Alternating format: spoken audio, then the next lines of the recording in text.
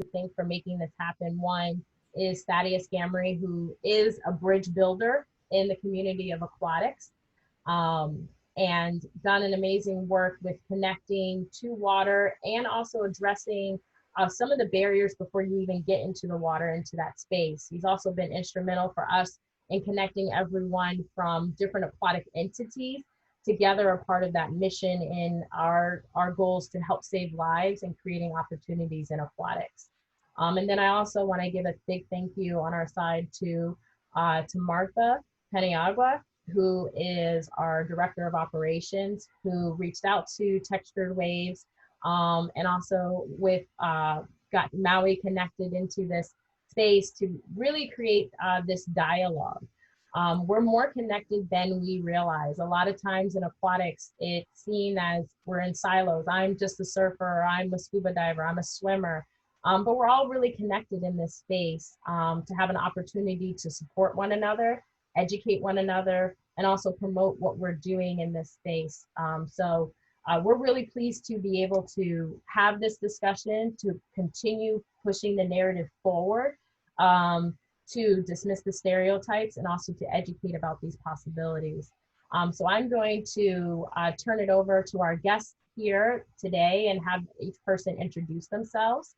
And we will get started. So thank you all for connecting today.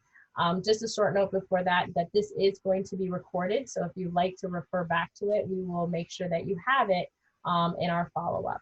So first, I'd like to introduce the person who got us all connected here. Two people, as I said before, to thank in this mission is Thaddeus Gamery. I'll have you introduce first. Hi, I'm Thaddeus Gamery. Thank you, Miriam. I'm the Director of Community Engagement and Programs for Diversity in Aquatics, the President of the SWIMS Foundation, and a faculty member with the Center for Mind-Body Medicine. Great to be here. Awesome. I'd like to introduce Martha Paniagua. Thank you, Miriam, and welcome everyone. We are very happy to have you today for this special seminar or session. My name is Martha Paniagua, and I am the Director of Communications and Operations for Diversity in Aquatics. I'm also a U.S. Masters Swimming instructor for Adult Learn to Swim, as well as a swim coach with U.S. Masters. But my really important job is to be part of a group of swimmers that I totally adore. Here in Delray Beach, where I live, we try to swim almost every day in open water. In addition to our practice at the pool. So it's about encouraging people, and that's my mission, really, to encourage people to get into water and to experience everything in water. So I'm here. Thank you. Awesome. I'd like to next connect to how I was introduced into surfing to Maui Good Bear, part of Street Waves. Aloha, everyone. I'm Maui Good Beer. I'm the founder of Street Waves. And I'm kind of responsible, I'd say, for bringing this aspect of surfing to South Florida. I'm originally from San Diego, California, and I brought an organization here. I founded Street Waves here in 2008. My younger brother was brutally gunned down in a California shopping mall in Oceanside. And I made a promise at his funeral that I would do something to help inner city children. He was killed by a 16-year-old gang member, and it really affected, obviously, myself and my family, but I very much intended to honor that promise. He was killed in a county where my uncle and aunt are both judges, and so it was really difficult with all the media presence and everything going on. So I began to practice Ho'oponopono, which is a Hawaiian practice in forgiveness. And that kind of bled through this design of founding Street Waves. I paddled out here in Miami. I moved here in 2005. And I heard something in the water that to me sounded like inner city kids talking trash to one another, this, whatever. And I said, well, I've never heard this in my lineup, and I looked back, and there were seagulls playing. And at that moment, I knew how I would honor my brother's legacy by teaching kids how to surf. So we have done that very consistently since 2008. That's how I met Thaddeus. At some point, we decided to bring swimming. I became aware of just how deficient swimming is among children in communities of color in South Florida and around the world. And so we began to offer swimming, and Thaddeus is an amazing swim coach, and he's taught us basically everything we know about teaching children how to swim and the importance of doing that, and have thus introduced me to diversity in aquatics.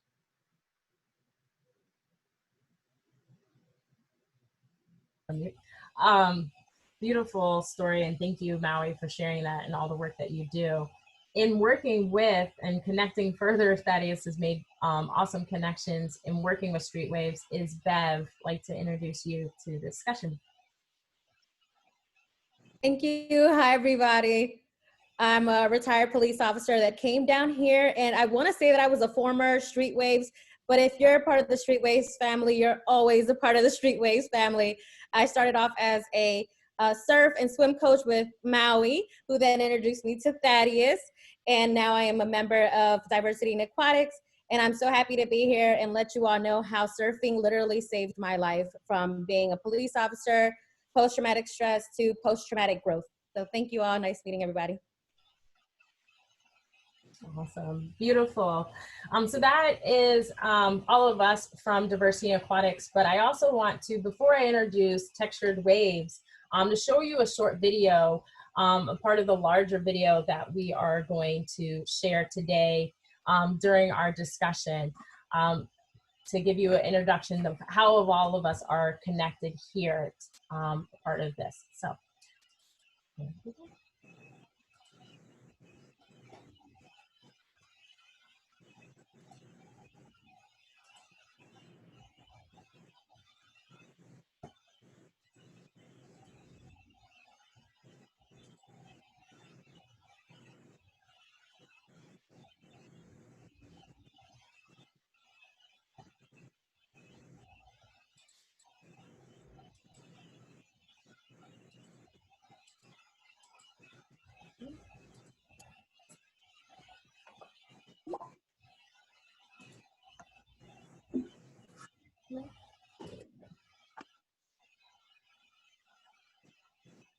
Oops. Looks, there we go.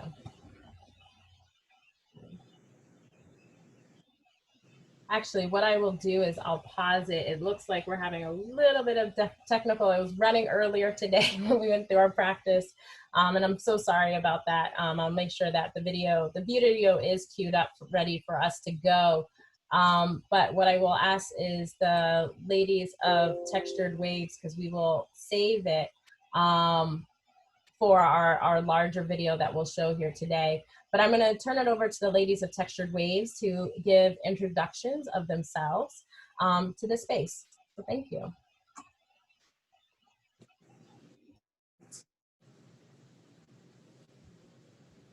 Okay, I guess I'll go now. So my name is Gigi Lucas. I'm one of the 4 founders of Textured Waves. I mean, these 3 ladies are so inspirational and brilliant and beautiful on the waves, and I'm just very humbled to be a part of this film.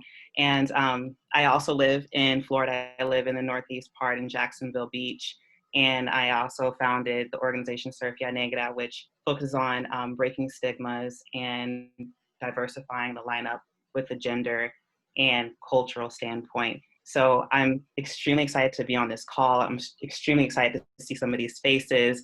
Bev, I know that virtually we've spoken, but I'm so thankful to be able to have this dialogue between us and the world. So here we go.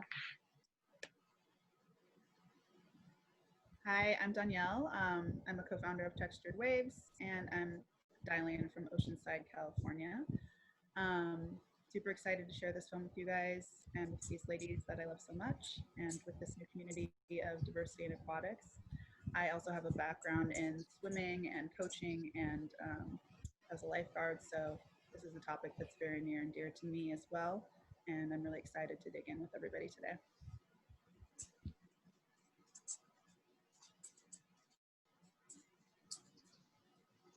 Hi, my name is Chelsea. I am one of the co-founders of Textured Waves along with these other lovely ladies. I'm so happy to share this space with my sea sisters, share waves, and to share our experiences in the ocean and this beautiful film that we created together.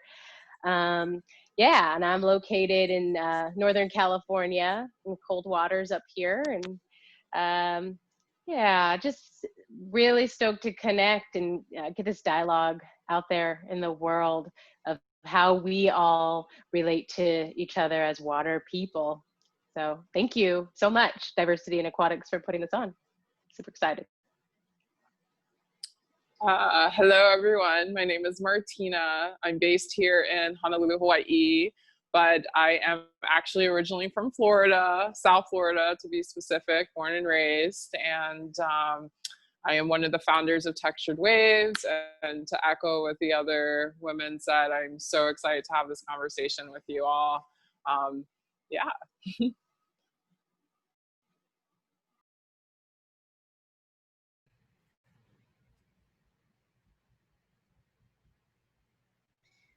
Okay, let's see. Miriam, do we have the video ready to go? So I'm going to show it a little bit later, but to get us started, I'd like to have Thaddeus. As always, when we begin, we want to prepare ourselves for the discussion that's having and making that connection to ourselves. And Thaddeus has been instrumental in addressing that before, as I said, before you get into the water. So I'm going to hand it over to Thaddeus right now to talk about and to get us ready through our breathing exercise. Thank you, Miriam, and welcome everyone. And we're going to go through a exercise that's going to impact us and make us feel a sense of being united, even though we are together over this virtual platform here. So we're going to connect with our breath. And so if you can, we're going to do a small breathing exercise. And if you can sit up a little bit, and my hands are either on my lap, palms down or palms up. And you can either close your eyes or you can look down with a slight gaze. So you can focus your attention. And we're just going to bring our attention and awareness to our breath as it is right now. Just notice how you're breathing, whether through your nose or your mouth.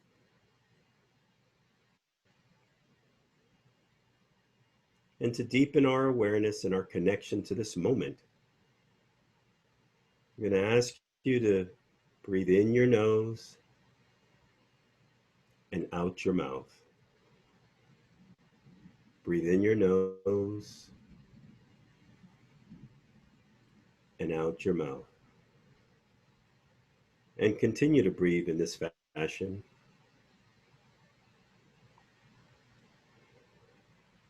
And as you breathe in, you can think soft. And as you exhale, belly. Breathe in soft. Exhale, belly.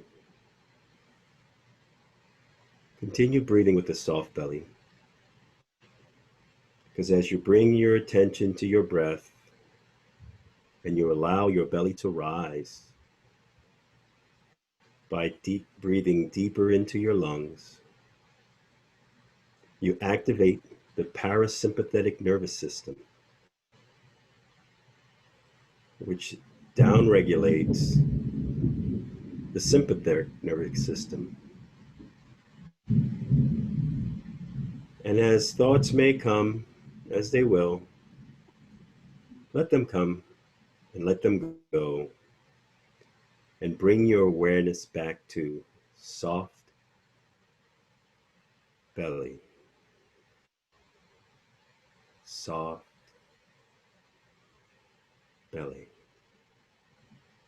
So even across this virtual platform, we can connect through our breath and to the here and now. The other thing that connects us across the globe is water. We are all water. 60% of our body, 70% of our brain. Our bodies are designed to have a healing experience with water. And all cultures and ancient societies, in particular Black and brown people, had relationships and traditions with water for healing, for rituals, for transportation, for fun and recreation. And as you continue to breathe with a soft belly, I'll just read a passage from the Undercurrents of Power, Aquatic Culture in the African Diaspora by Kevin Dawson. In 1984, while at 1983,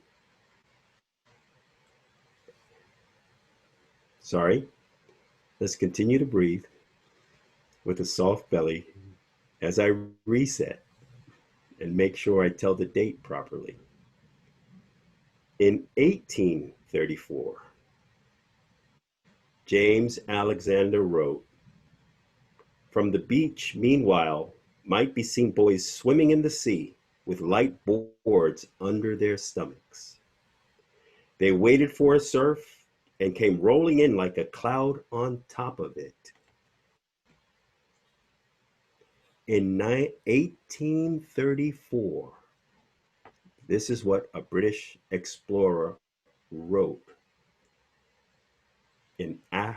from a scene in Accra, Africa.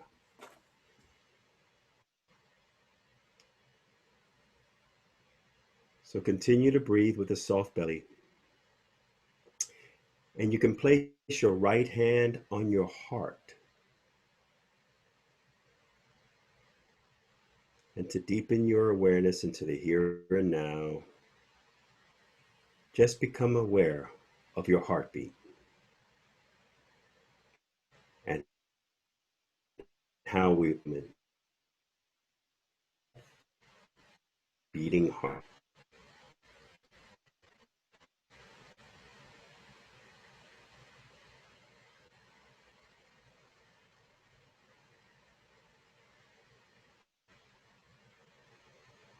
And as we begin to close this mindfulness, just feel the connection to yourself and to others in the here and now. And when you're ready, you can wiggle your toe and slowly open your eyes and rejoin this webinar. Thank you for letting me share that practice.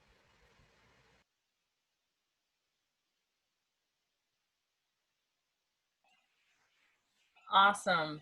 Thank you, Thaddeus, for that and the history behind it and the connectiveness to it.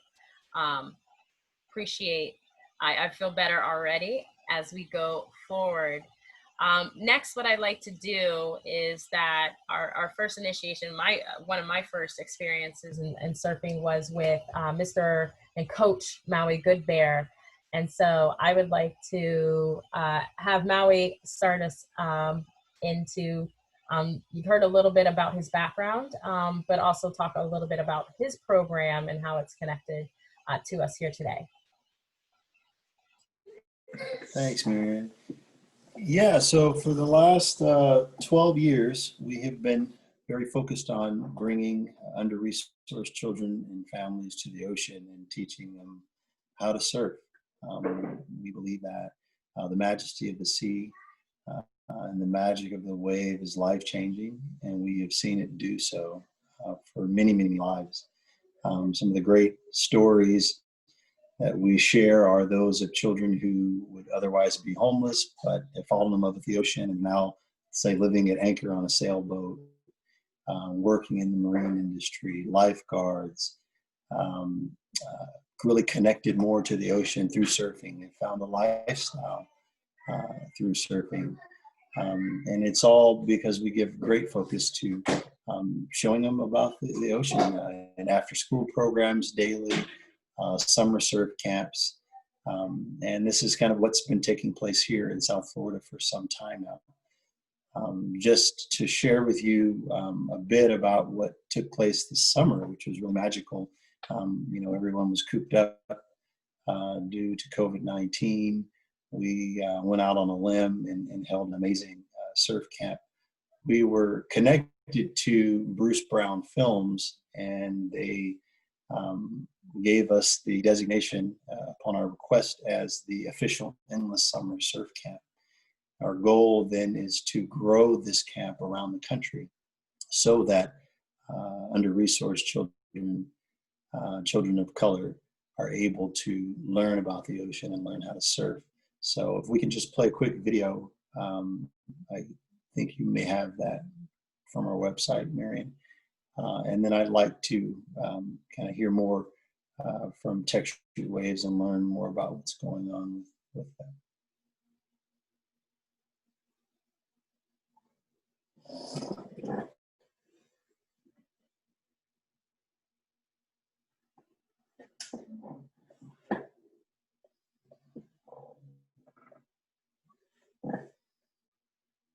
So if you go scroll down a bit,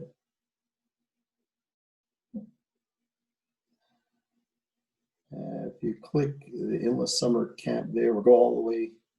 Let's see, scroll down to the Endless Summer Surf Camp, click that, if you would. Go back, you can, there's that is. You can go, go the other way, please. And then when you see the Endless Summer Surf Camp, if you could click that, and then we could quickly watch.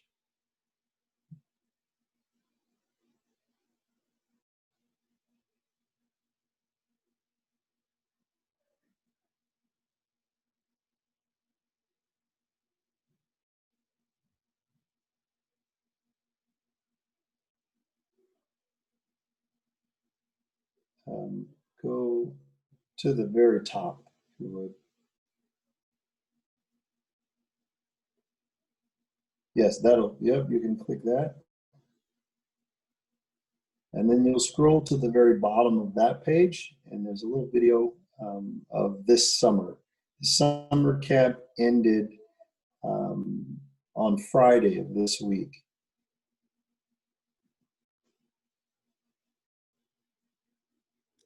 Now, I would like to add to that camp that if anybody wants to volunteer for next year, it's awesome to go and volunteer and work with Maui and the kids there at the, so it's a fantastic experience for everyone. It's truly magical, and our goal as we grow our camps around the country are to offer this opportunity completely free of charge to all the children that we work with. This is what we've done for 12 years now, and we intend to keep it that way.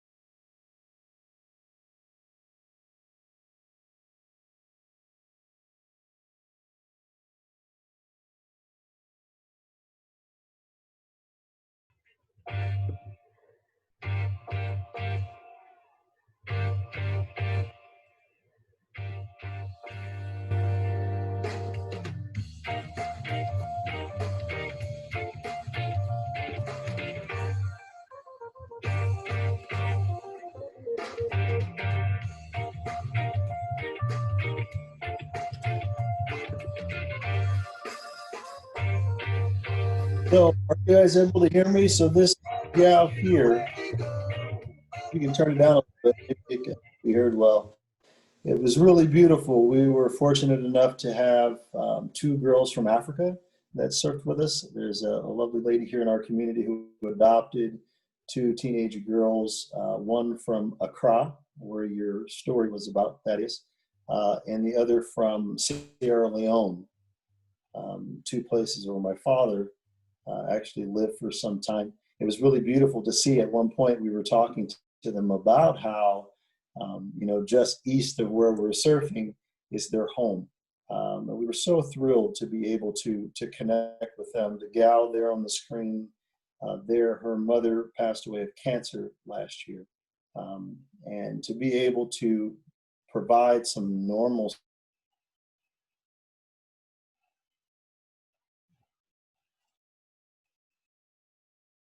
is really magical.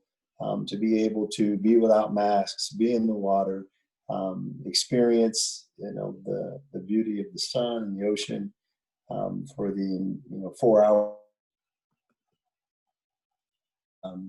So it was really, really special. And, you know, this is something that is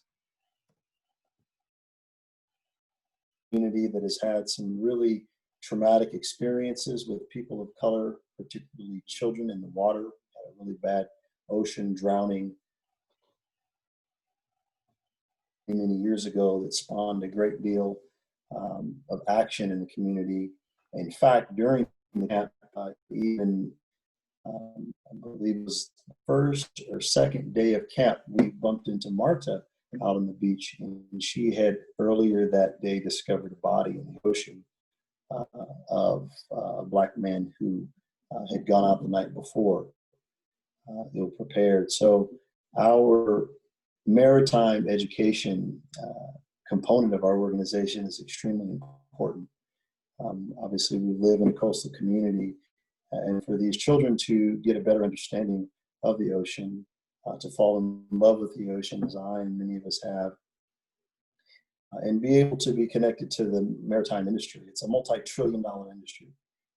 And many of the children are not able to access it for cultural reasons, and we like to bridge that gap for them. It's amazing when you see a kid that, and Thaddeus can attest to this, kids that really have a hard time learning how to swim. But because we're able to keep them busy daily after school, swimming and surfing, they get really good. In fact, they get better than many of the children their age because they're having more access than even the white children in the community, because these kids are surfing every single day after school. We had one kid who was with us for just 2 years. We took him to a neighboring city and he won the surf contest. And we've just been so proud of all the children and all the growth that's happening here in South Florida. So we're really happy. Me being a kid from California to come here, fall in love with the ocean and the East Coast, and be able to do this work for children has been the most amazing life experience that I've ever had. So thanks for allowing me to share a little bit about what we're doing at Street Waves.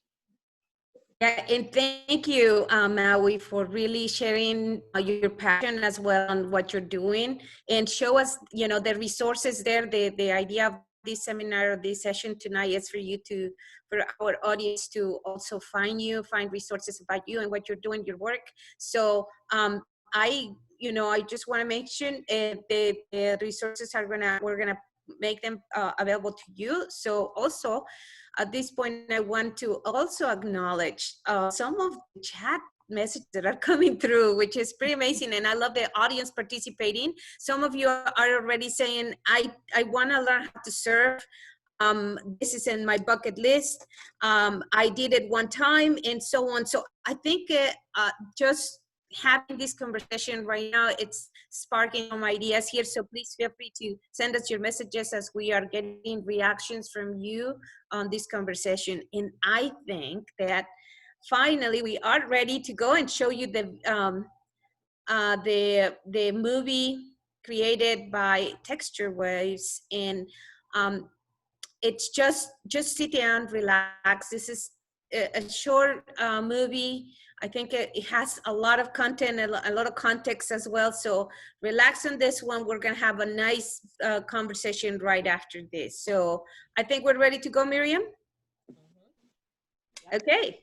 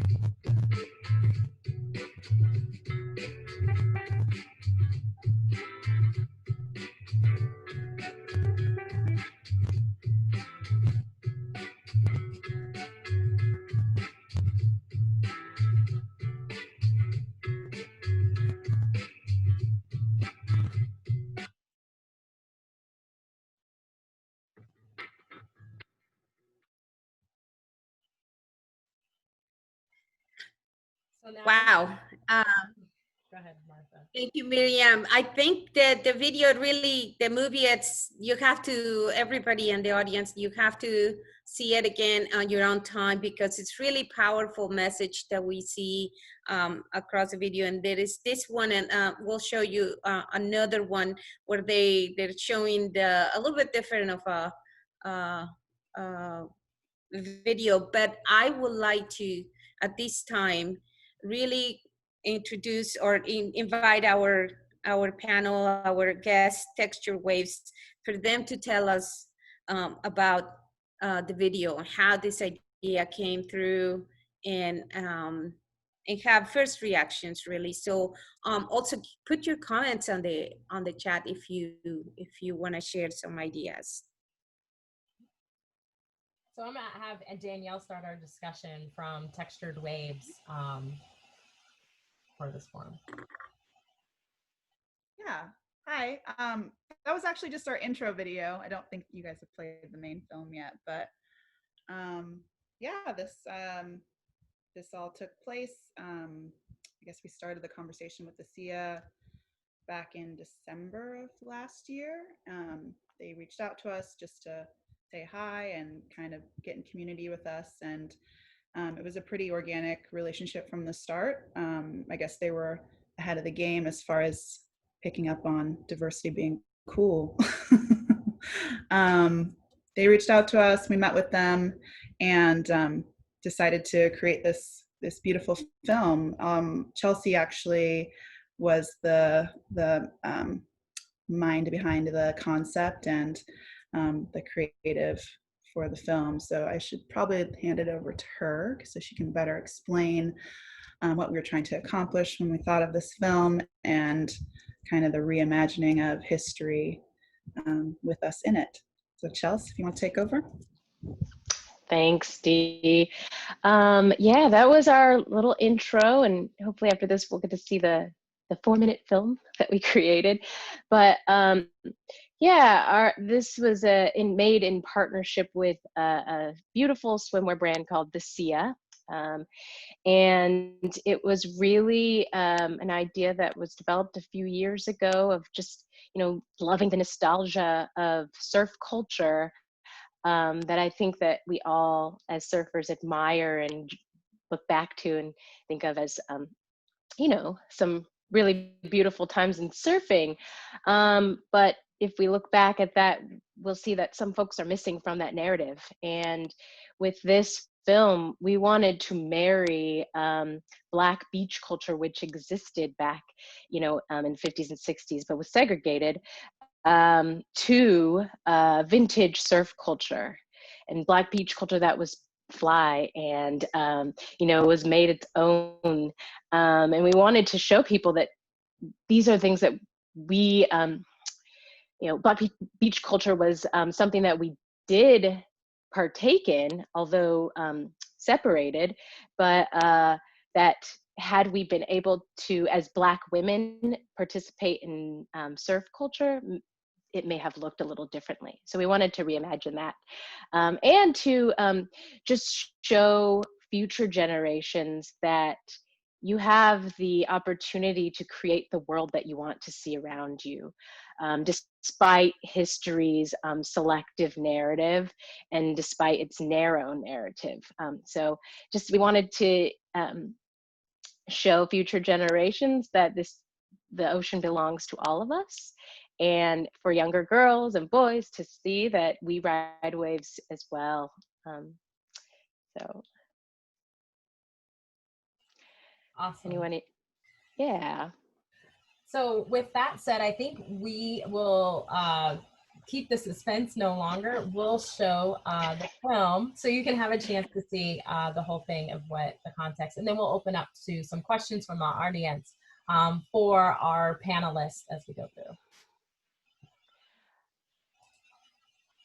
And Miriam, I just want to say we chose an African-American female director for this film because we wanted to be seen through the lens of a Black woman. She didn't do the surf filming, but she did all of the other filming, and she laced the film beautifully together. So enjoy.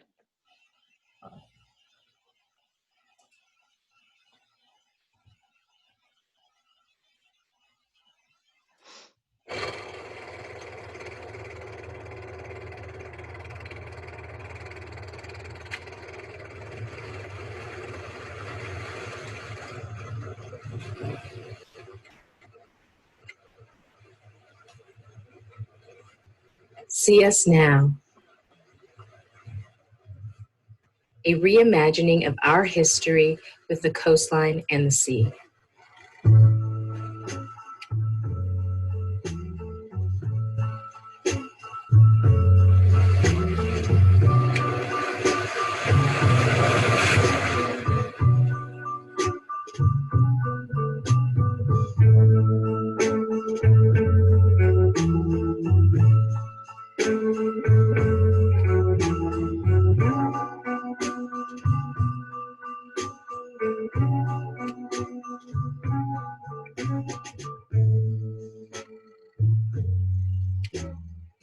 We're reclaiming our place in the deep blue, building off the strength of the generations that came before us.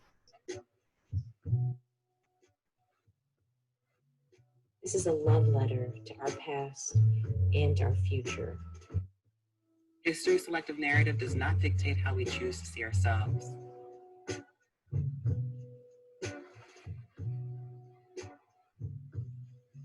We stand on the shoulders of water women who weren't afforded these opportunities.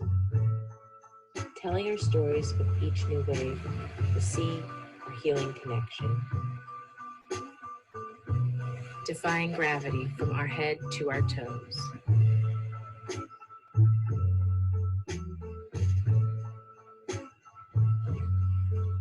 float cannot be contained.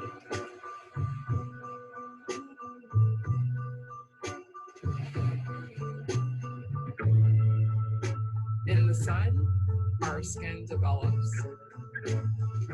In the water, we see our hair blossom. Renewed to our natural state, we are in sync with nature.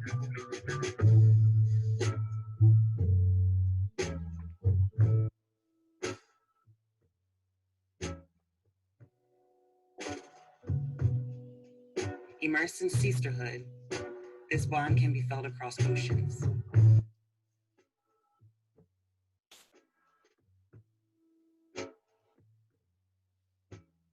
This bond so powerful, traditions are rewritten and new worlds imagined.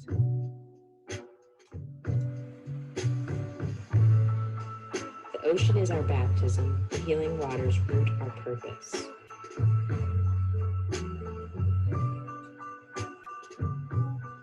This is the path of our own creation.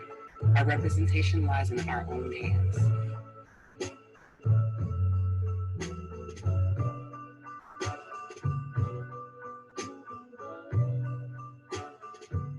May future generations imaginatively decide their own narrative. May the waters of change greet us all.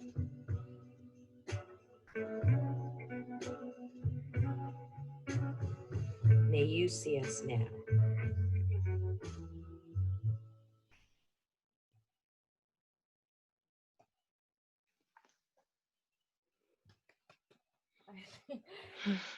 Every time I see it, I love it even more and more, because it makes that connectiveness to the larger scheme of what we've been talking about. A lot of times in this space, we have said we focus on the individual, but not this system that has created this ripple effect to where we are today. And to, Textured Waves, thank you so much for putting a visual to that connectiveness that we have to the water, but also the barriers that we have to overcome in this space. So we've got an opportunity now to ask some questions that will be led by Martha, who made this connection possible with Textured Waves. Please, if you have very powerful, very strong video, if you have questions for the ladies or any of our panelists, feel free, I'll help to facilitate them onto Martha to have answered by everyone here. Yeah. Thank you, Miriam. And yes, absolutely. The more I see it, the more I find things that I didn't see the first time. And really, I enjoyed it again this time as the first time I did it.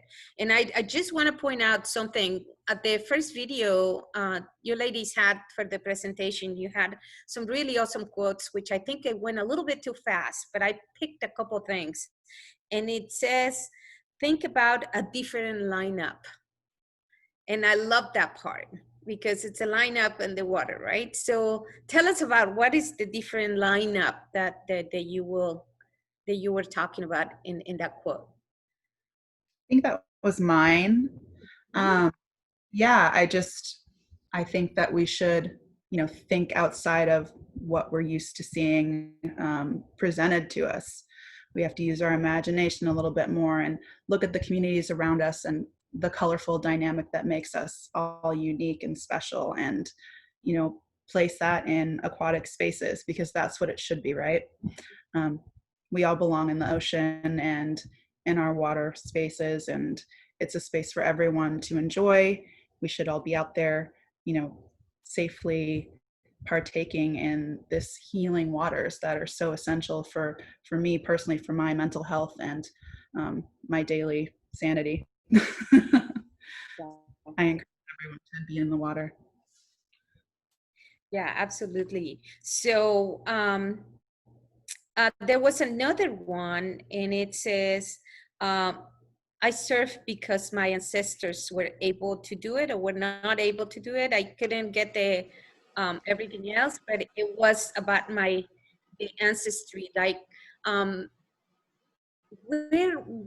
what did it happen? Why we were people of color were in the water. In fact, here, if you read a little bit of the history in Miami at the New River, our ancestors, the people that the indigenous people here were in the water. That's how they survived. But where is that breakdown in the history? And one of the talking points which I discussed with you, it's the history of surfing and women of color participating on this aquatic sports. What did it happen? What do you think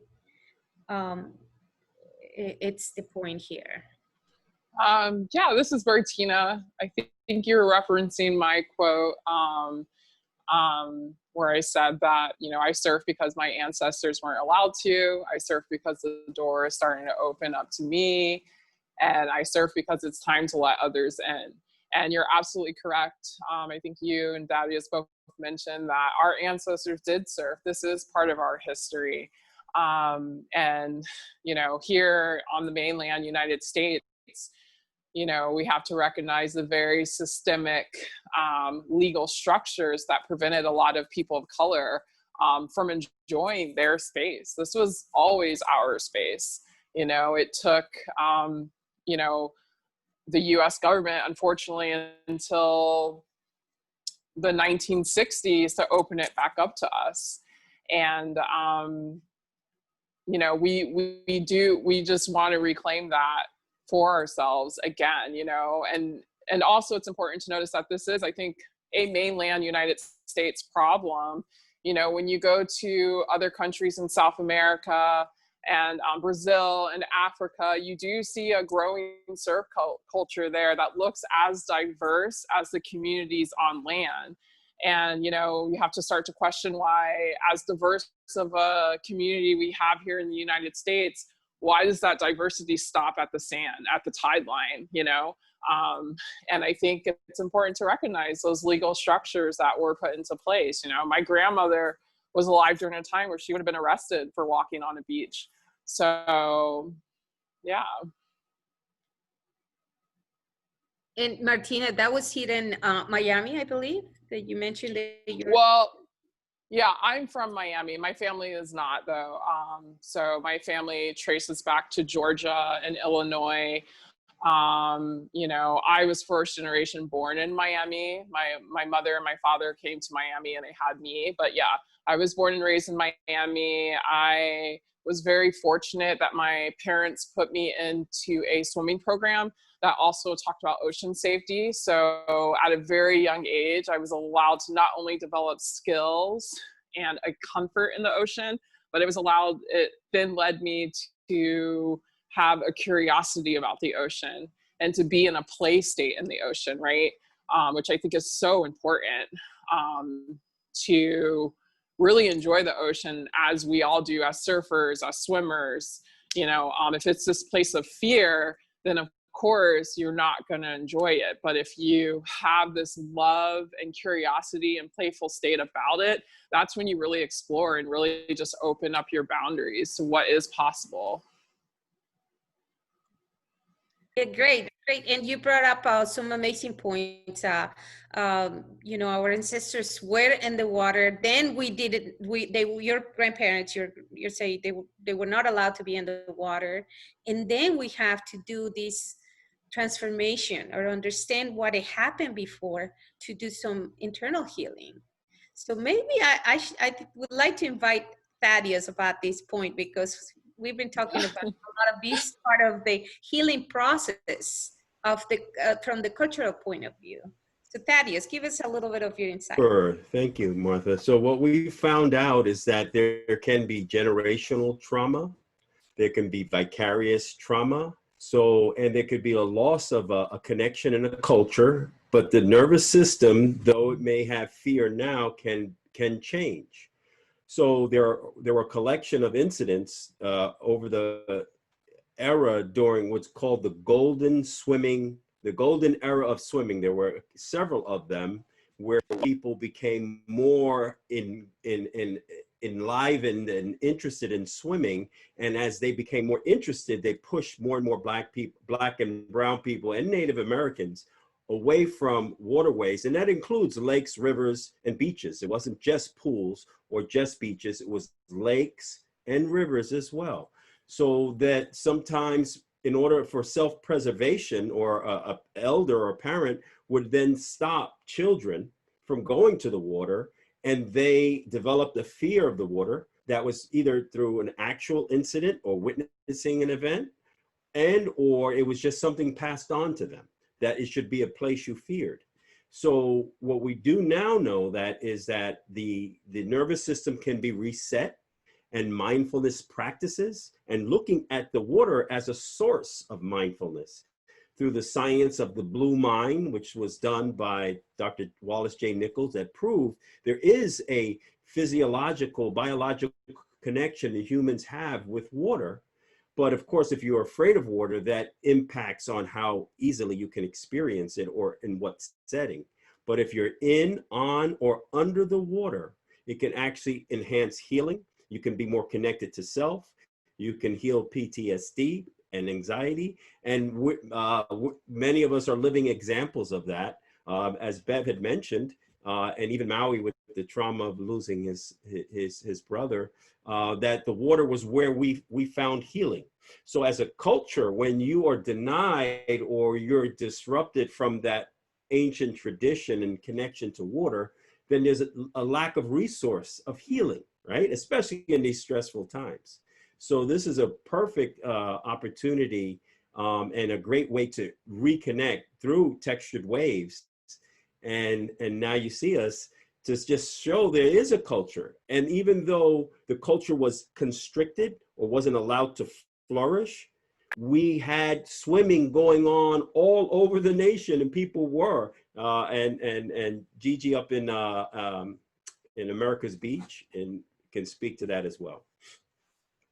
Martha, you mentioned something earlier regarding Black women specifically and their disconnect. And just rewatching this, I actually haven't seen the video or the film in a while. And I remember one of the things I like most about the brand Sia is that they celebrate women and women in their natural state.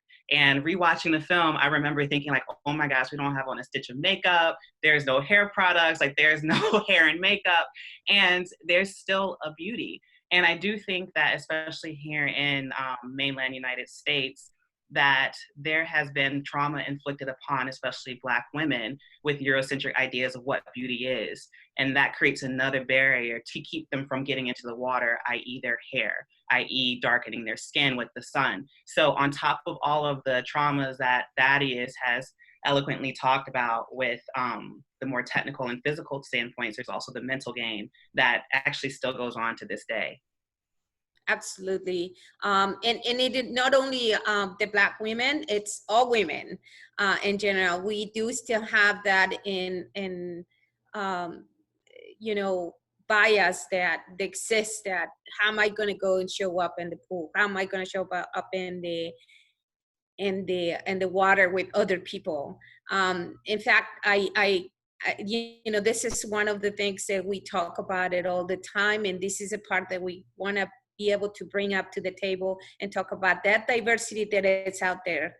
We are all swimming in the same water, and if I can go across and you're going to go across, and no, it doesn't matter what body type you are, we're going to get there in the water. So not only that, it's the inclusion of all types of people, or not types, because we're all the same, right? At the end of the day, we do the same things, but it's about including everybody. And I would like at this point add somebody that is visiting, also part of the audience, and I believe she is connected. I don't see her in the display, but I know she's connected, and she might be able to tell us about her recent experience of what happened to her in one of the community pools, that it's a public pool historically. And now we're going back to the history of Black community, into a specific access to swimming pools or to water. In California, there was the story in Surfline. If you go to Surfline, you can read about the first Black American man that it was the first surfer, and how unfortunately he died in an accident, but he was not allowed to surf with the white guys, right? Women, of course, were not even in the picture at that time. But then this is years ago. Now we are back here in 2020, just 2-3 weeks ago, and then we have a historically Black community with a Black, pool that is for Blacks. It was built that way, and it was mentioned that way in historical records. And there was an issue and an incident where our swimmers were not allowed to be there. So it's just very dramatic. That is that part of the trauma. So I don't know if GS is connected. I believe she is. So G, if you are, raise your hand.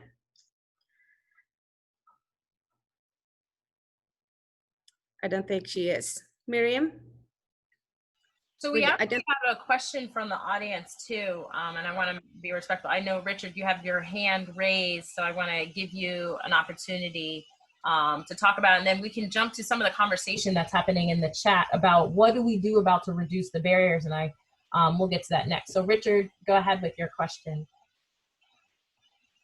Well, I actually had a comment in reference to what Thaddeus was saying about the generational pattern.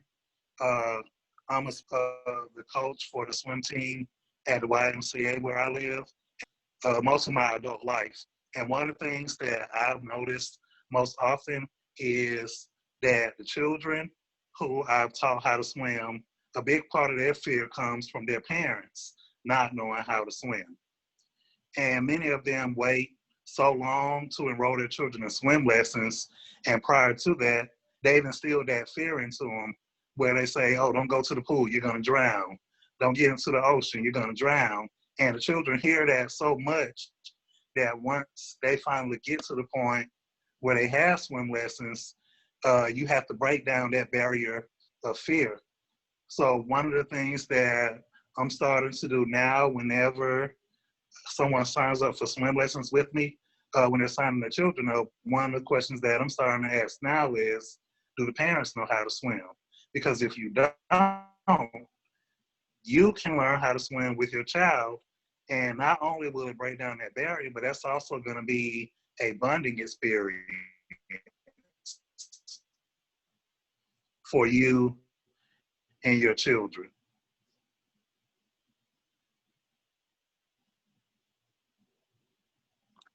Absolutely. That is one of the, thank you, Richard, for bringing that up, is it's that effect, that generational effect that happens.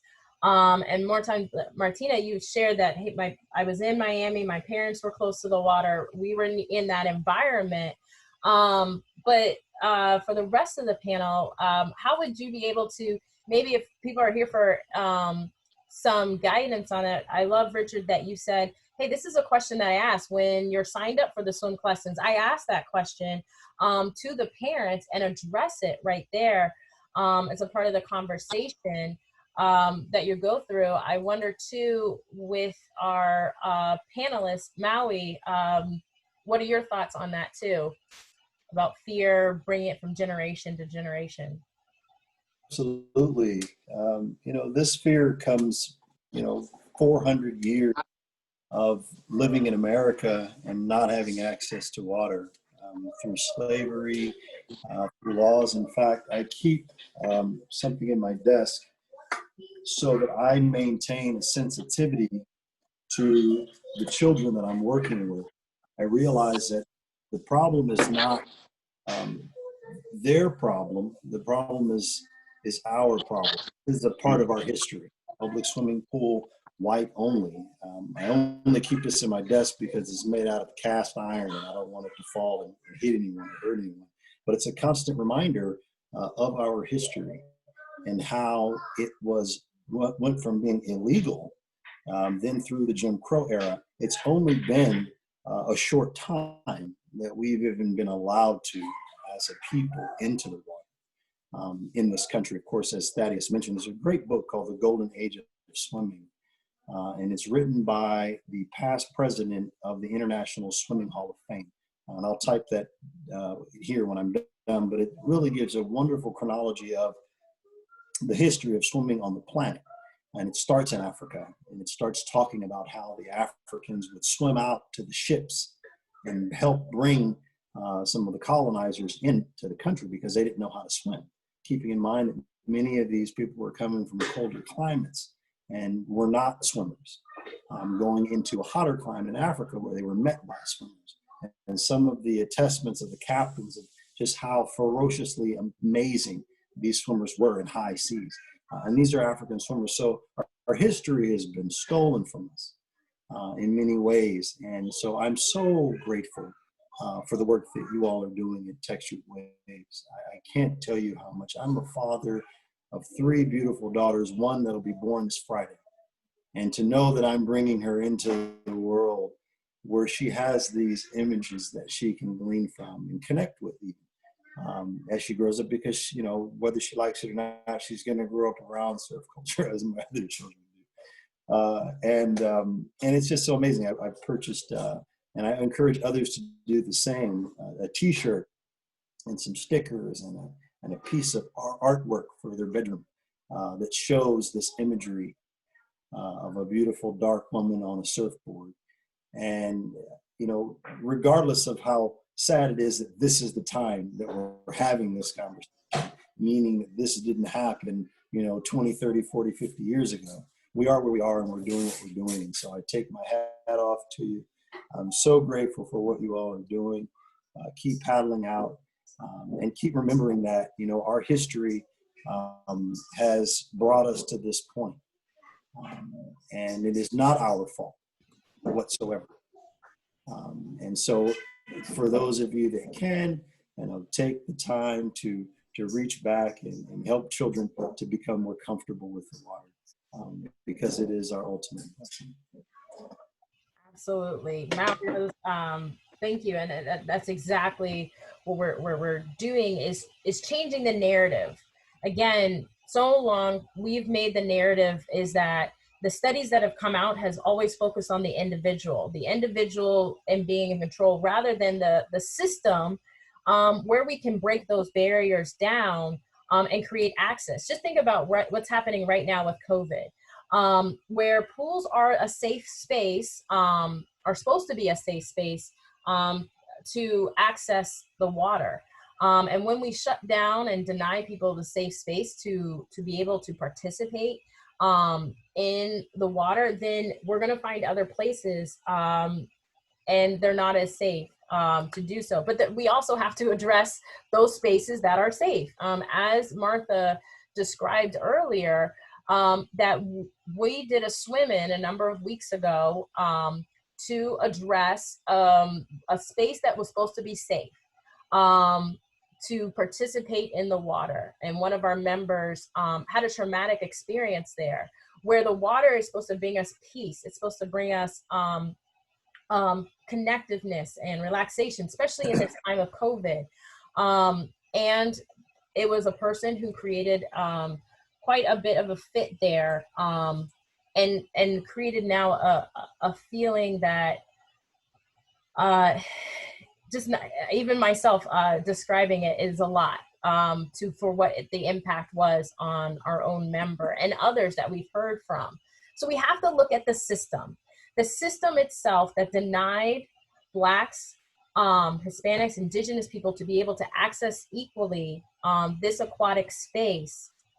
We have to look back in there. We have to start setting policies to make sure there's equitable funding. We have to make sure that even our own policies that we have within our swimming communities are just and that are reaching the audience. We have to start having that conversation outside of the aquatic sense, because sometimes even aquatics, we create a barrier there that, oh, in order to learn how to swim or be water safe, you have to come to the pool.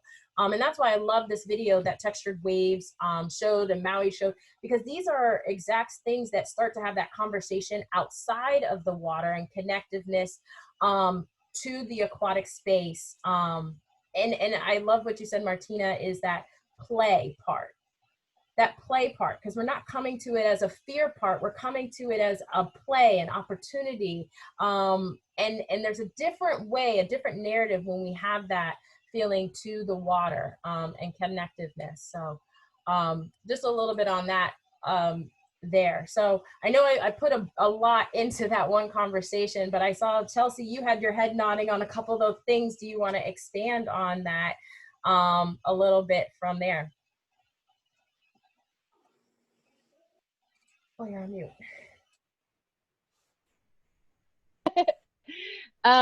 Yeah, I think, you know, we talked about this in our conversation before about just, you know, exploring other things besides swimming, like diving and surfing, and what other things that bring joy, that get you in the water and comfortable and open water spaces. So yeah, I mean, I totally agree with everything that you're saying. And, you know, part of the film was to display Black joy in these places. A lot of times when we do look at some of the like documentaries that are focused around Black folks in aquatic spaces, it, you know, it highlights the trauma. And we wanted to show that there's a different viewpoint there. You know, we do have joy in these spaces, and to elevate that joy, especially in a time when it feels like we need more, just more connectedness in the world. Exactly. Well, I want to segue with that one, and I probably gonna ask Gigi about this because she's doing an amazing program out there. She's actually teaching people to be in the water, to be surfing. But what you just said is about displaying Black joy in these places. And so what do we need to do as coaches, amateurs, just swimmers, and pro, you know, wannabe surfers like me? What do we have to do to bring these communities or bring this awareness to our communities of color? And what are you doing? What are the efforts out there, Gigi? Tell us. I mean, it's a learning curve, a huge learning curve. I think the biggest thing, and you know, I have to thank the ladies of Textured Waves, because when we first started this organization, I was completely okay being in the background and just doing like the administrative piece. And they encouraged me and said, no, these girls, these people need to see you. And so I think that the biggest thing as an encouragement is to be visible, representation absolutely matters. And thank God we have this vehicle called the internet and Instagram, where we're able to curate a collection of beautiful, inspirational imagery that is accessible to anyone, anywhere. However, there is a difference between seeing it and then actually doing it. And what I found is that the more barriers that organizations like Maui's or mine or Textured Waves can remove from these kids, the easier it will be to bridge the gap to actually getting them into the water. I mean, there are so many invisible and visible barriers. The more that we can work together, create policies around resources to create access, I think that's the biggest thing. And to be very specific, honestly, it comes down to money a lot of times, unfortunately. It's not just money for transportation, it's money to make sure that you have certified instructors so that you're not damaging and creating another traumatic experience for these first timers. It's making sure that you have certified help, i.e. lifeguards, to not only make sure that the people in the water are safe, but also their parents are comfortable with sending their kids out. So, you know, there's a lot that goes into it, but I honestly think that our community is strong. Now that we have a focus and more awareness around it, it's absolutely doable. If I can add one other thing, and I believe that it's a component of having a water relationship and having an experience with the water. It provides something that's much deeper than sport, than fitness, than purely recreation. One, it's a social setting. You belong. There's a sense of belonging, and Maui's experience with street waves. And by the way, I will say there's a distinction I have seen with the comfort level of kids who are new swimmers in a pool as opposed to the open water, especially with a surfboard. There's a different fascination they have about that open water. And there's a reason that is. That the Native Americans who were pushed off their land here in Florida, the Trail of Tears, they said when they were pushed off their land and had access to the water, there was a spiritual loss. So when we're talking to parents and communities about water, it's not just water safe. It absolutely is. Safety is the bottom line, the foundation. It's not just sport. It's not just recreation. It's not just hanging out and looking good and, looking for girls or girls looking for boys. It's jobs as well, but it's even more. It is such a big component of ancient traditions that we have that were lost. And even if you skip, and Maui mentioned Bruce Weigel's book, he talks about how the Greeks and the Romans valued water. But then something happened and they become more restricted, and Northern Europeans said no, and the church said no, don't do that, right? But when they came to the Americas, and the elite and wealthy folks here in the Americas found out the benefits of the hot springs that many of the Native Americans have around the country, they took those for themselves. So the elite Americans knew the value of water. They knew it, absolutely knew it, for healing and for benefit, absolutely knew it. And then in order to keep Black and brown people away from what they started to covet, they had to create myths and lies about Black people's history and ability to swim, and then interrupt that very link.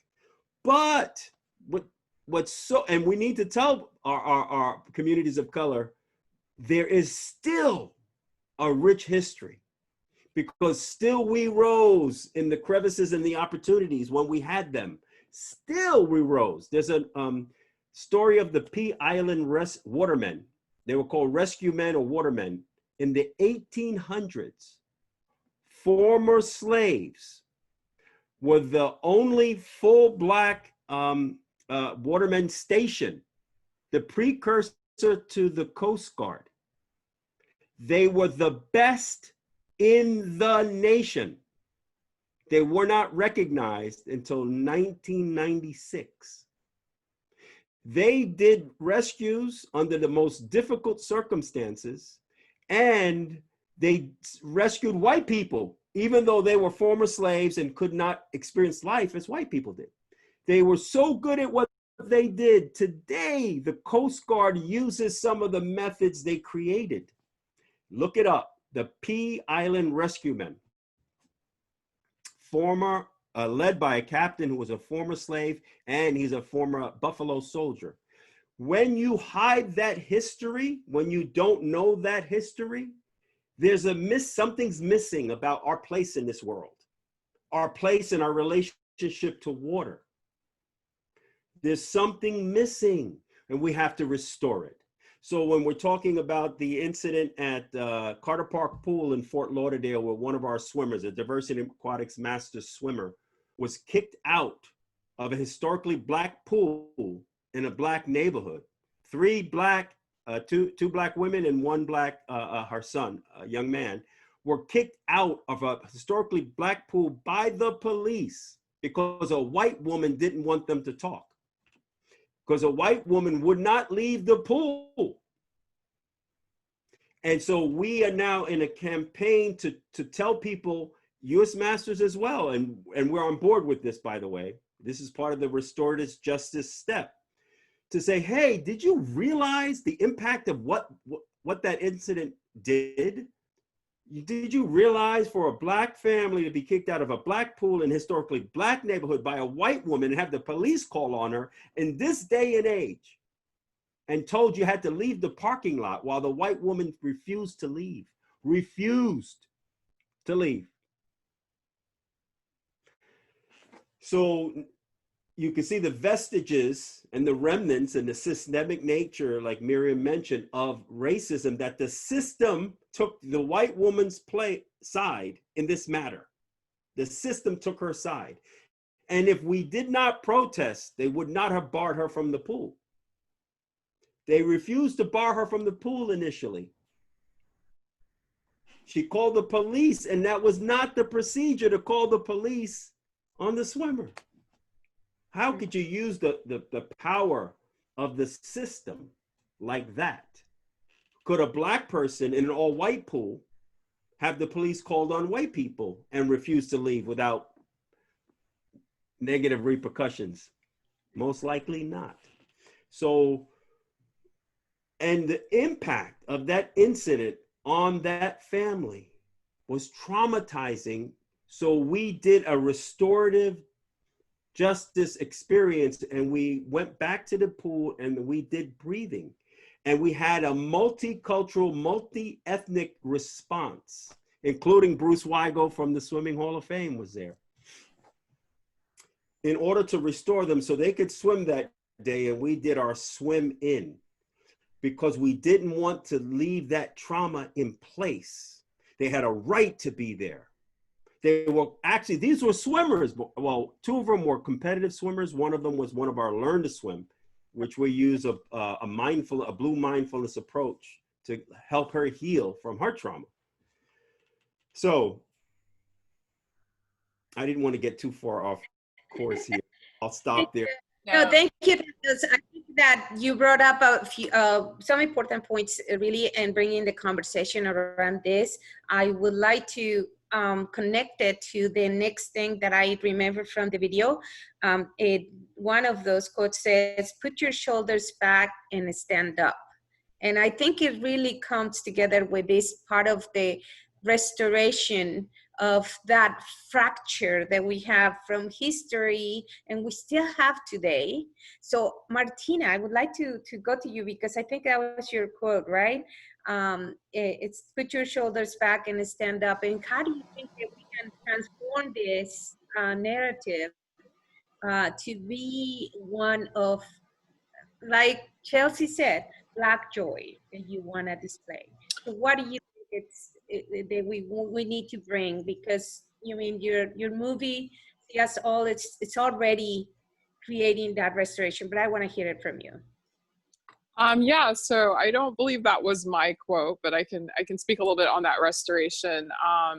You know, I think it's what we've all touched on. I think everyone on this panel has touched on this. It's about claiming our space, right? And claiming back our space. It's interesting living here in Hawaii. One thing that's really interesting about Hawaiians is they've always made sure to claim their water rights. They've always made sure that that was always going to be first and foremost. And you see the positive effects of the culture today, right? There's no such thing as a private beach in Hawaii. When they shut the beaches down in Hawaii, they still allowed surfing and fishing and any maritime activity because that was considered a cultural right to the people of Hawaii, and it would have caused an outrage had they stopped that. And that came from, you know, them, the people here have always claimed that. And water is such a source of healing, and healing leads to joy. So when you claim that space, when you are allowed to be in that healing environment, then you are allowed to really start to develop, I think, joy and Black joy. Surfing, and I'm sure everyone on this panel can speak to their experiences in the ocean, but the ocean and surfing brings me so much joy. I mean, I don't care how bad of a day I'm having or how bad my session is. I come out of the water with like the most sense of calm and contentment that it's hard to put into words. But I think that's where we have to start. We have to start claiming back our space. You know, this was always ours and it was taken away from us. It was stolen from us, right? So I think it is important that we claim that back. One thing that I think is really interesting in Hawaiian, the word wai means water. And if you put YY together, it means wealth. So they recognize the importance of water and the ocean, and how healing it is and how much joy it brings people. Yeah, I don't know who said that quote, but if they wanted to address it more. Yes. Sorry. It was me, but it was interesting that Martina brought up the Hawaiian culture. So the purpose for that quote, like stand tall, put your shoulders back, is because for so long, we as a people have been, there's a campaign generations long to mute us and to make us to revert back to what makes everyone else comfortable. And now is not the time for us to make ourselves small and for the sake of others to benefit.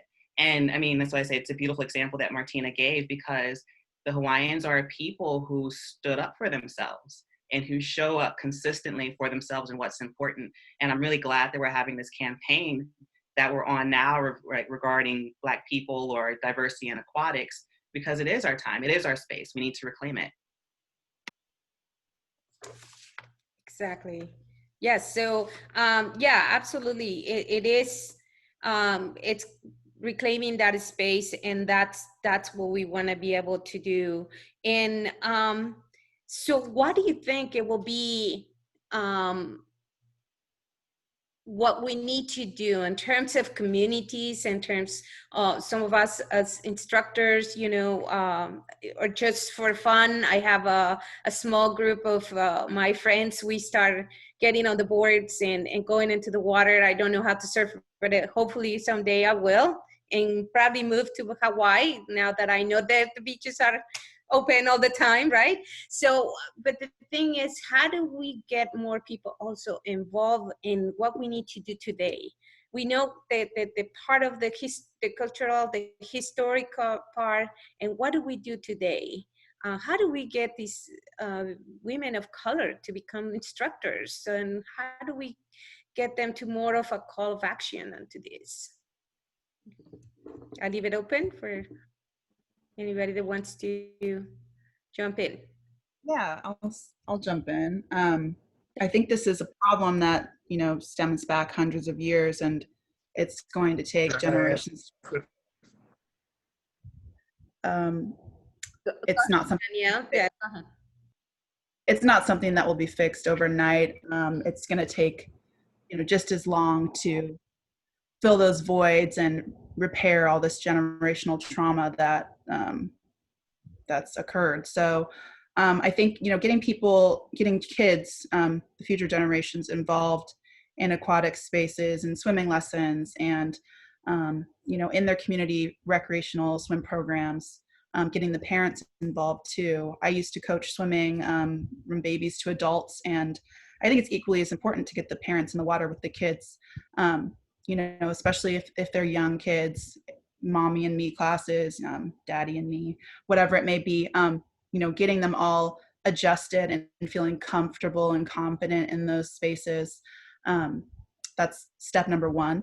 And then, you know, moving on beyond swimming, like Chelsea mentioned before, and we talked about in our last call, to other forms of recreation that you enjoy. So, you know, that could be stand-up paddleboarding, that could be surfing, that could be snorkeling, it could just be open water swimming. It can be anything that, you know, has to do with being in those spaces, but just, you know, acclimating yourself, familiarizing yourself with those spaces. And then, you know, that goes hand in hand with your environment. So I think a lot of surfers are, you know, advocates for the environment too. And that's equally important for you to care about, you know, those spaces that, you know, we're trying to protect. And, you know, stemming back to like just litter and the environment, keeping our spaces, you know, and you guys are freaking me out. There's too many like people right now. Sorry. Like seeing all these faces. I just got really. And we do have some really amazing commentaries or comments in the chat.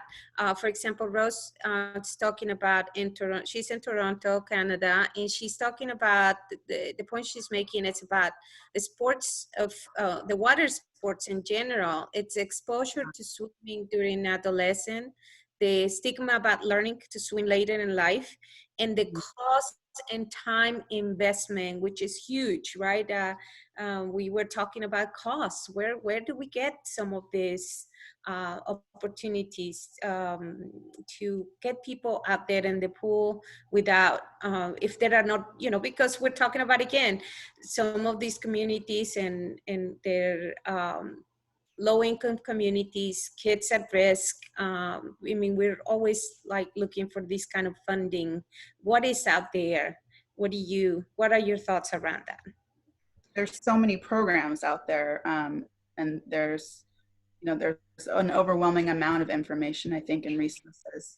I think just having access to that list of spaces is really important. And we did start to create one of our own on texturedwaves.com. We have a community page where we try to connect people on a state-by-state basis of aquatic spaces where they can, find surf coaches and water instructors, swim instructors. And we vetted all these organizations. So these are spaces where we would feel confident sending people of color from the community. And it wouldn't be somewhere where you'd be turned away or a place where you wouldn't feel safe. It would be a space that there's certified instructors that are there to keep you safe and to give you the proper tools to be a successful water woman, waterman. So Danielle, this is on your website. Can you repeat it? Yeah, it's on texturedwaves.com/community. Okay, and so everybody that is here in the call, do you know where to go? Sign up, go and see what are the resources out there. And I'm gonna put my name there as an instructor too. And learn to swim adult.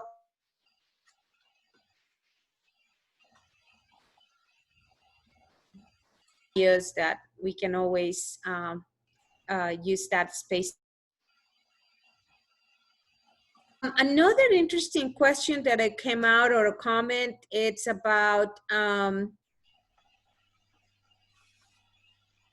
trying the practice and the competitions. It's about safe and welcoming environments. And this is from Michael. Well, around what you were saying, it's, creating this, reclaiming the space and into safe environments where you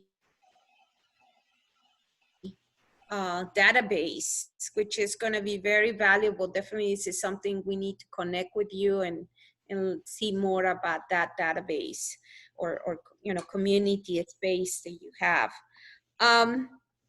Martha, real quick, I know Richard had his hands up, but I want to address the part about how do we create a space for more, especially women, to be into aquatics. And that I think it's starting like this, it's making the connectiveness. And then when the opportunity arises, is having someone behind you or that is next to you and bringing them along in the process. Mike said it, as you mentioned his comment, is creating this welcoming environment. A lot of times we are individualized into the environments or the seats at the table that we're a part of.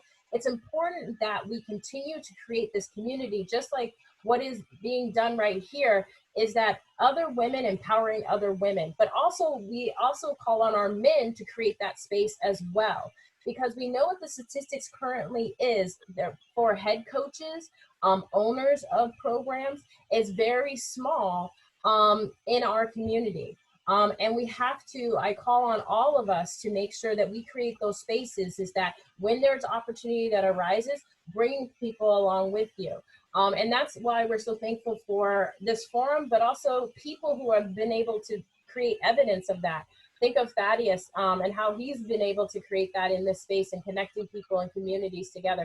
Textured Waves and what they did as part of their surf campaign is bringing other surf groups as a part of it. You have to do that. You cannot do this alone. You have to go and reach across the aisle, next to you, behind you, and make sure everybody is a part of that conversation.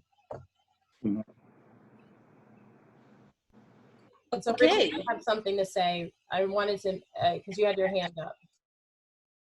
Yes. I also think that we need to start earlier with when we see, especially young people, children, teenagers, those that are in high school, middle school, at the collegiate level, when we see that they're starting to excel in the area of aquatics, not just with swimming, but with any aquatic sport, surfing, diving. I think that if we start to highlight their successes earlier and start to encourage and acknowledge them earlier, that's going to make them want to hang around longer in the area of aquatics.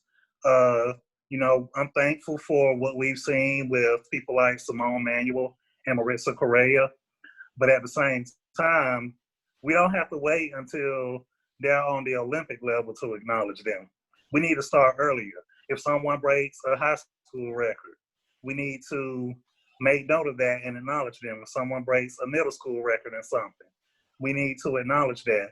And we don't need to wait until it's an Olympic year or NCAA nationals. We need to start acknowledging those little things that they're doing as early as we can, so that once they reach the level of college, once they reach the Olympic stage, they've already built that following.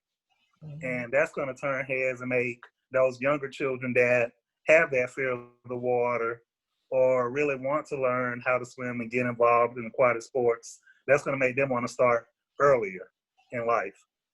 And that right there is going to be a big part of changing the narrative, starting to acknowledge, even if they don't have household names, starting to acknowledge those successes as early as we can.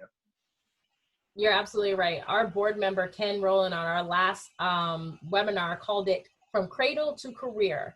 And so that's why we want to talk about, we can't, you know, I think what Textured Waves did in their video, which is amazing, as they said before, it's creating a positive spin on this aquatic space, because so much, we know everything against us. We know everything that, we know the statistics, we know the barriers, we know, but we need to empower the voice. As we said in one, Eloquent said, is acknowledging and recognizing the small steps, and having other role models into this space.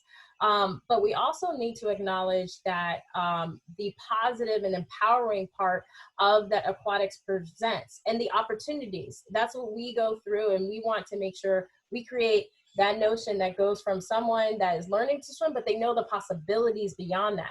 You don't have to be just a competitive swimmer. Guess what? You can be a surfer and have fun and connectedness to surfing. You could be a scuba diver. You could be a marine biologist. We have to open up those pathways, and it's through the aquatics, but we also have to start beforehand and having the conversation to, you know, be water safe outside of the pool space as well altogether. I want to talk more about that, Martina, we kind of glossed over it a little bit, but that play part to creating that further steps into the water. Can you talk more about that play, the importance of it? Well, play is the basis of learning, right?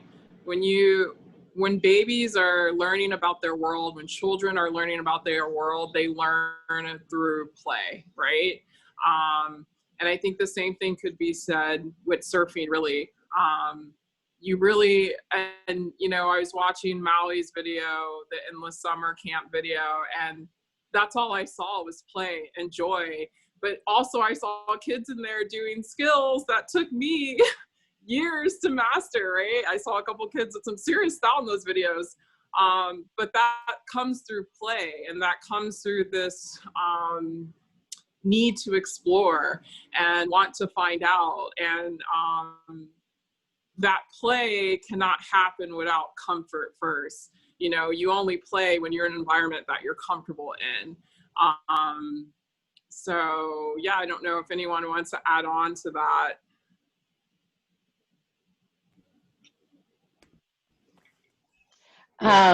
Yeah.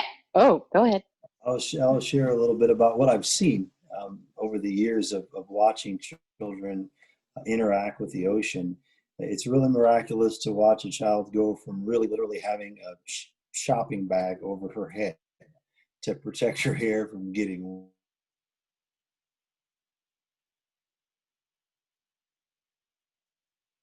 in the sand, because they're not accustomed to being in sand. And so many scenarios where after children have spent quality time in the water and just watching the relationship grow organically between the child and the water, in play, I've seen some just incredible life-changing experiences, and have been some barriers. We have a child that came to our summer surf camp 3 years ago, a Muslim gal who is now on the water polo team, and she competes with a burkini. So she learned how to swim with a burkini. She learned how to surf with the burkini, and she took it upon herself during the school year. So we're introducing these water sports to them in summertime, and when they go back to school, they engage directly into whatever venue the school would have for them to engage in. You were going to say something, Chelsea? I was just going to say, just piggybacking off of what Richard said and Martina about play, just normalizing leisure. And that's what Textured Waves really is. We're not trying to be professional surfers or anything like that. We want to show that it's a possibility for your life. And aquatic spaces are a possibility no matter what age you are. And you don't have to be, this world-class surfer to enjoy the beauty of riding a wave or the benefits of the ocean.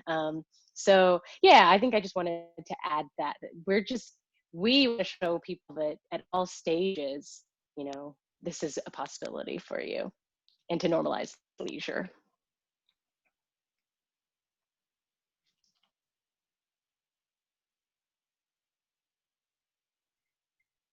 Yeah, I think I just added that in my list, normalizing leisure. So Black Joy, I'm taking notes from everywhere. So this is great. So what I would like to do at this point, I think we covered, very much what we wanted to cover a little bit more.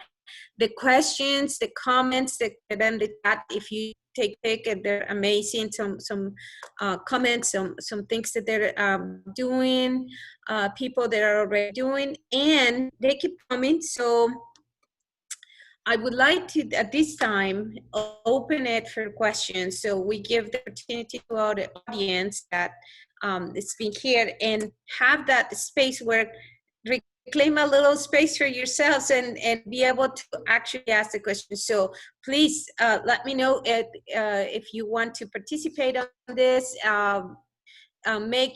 We have as appropriate for the team, for the panel that it's here, our guests, they're fantastic with that. So I'm gonna go ahead and open the floor for questions.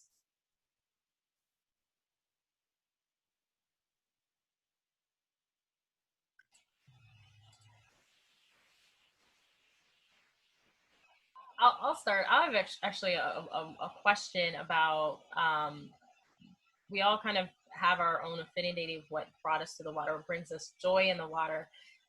Tell us about surfing and some of those moments of joy that you've had. Like, oh, this one time when this happened, this was my moment, this moment of joy in connecting to the water. I mean, there's so many. We could be here all night. No, I remember vividly the very first time I was able to surf down the line. I remember the sound. I remember the smell of the air. Everything just went in slow motion. And I don't think I ever got that feeling again, but I was so grateful for it. And, if we can inspire anybody to even get a fraction of that joy, then our job is complete.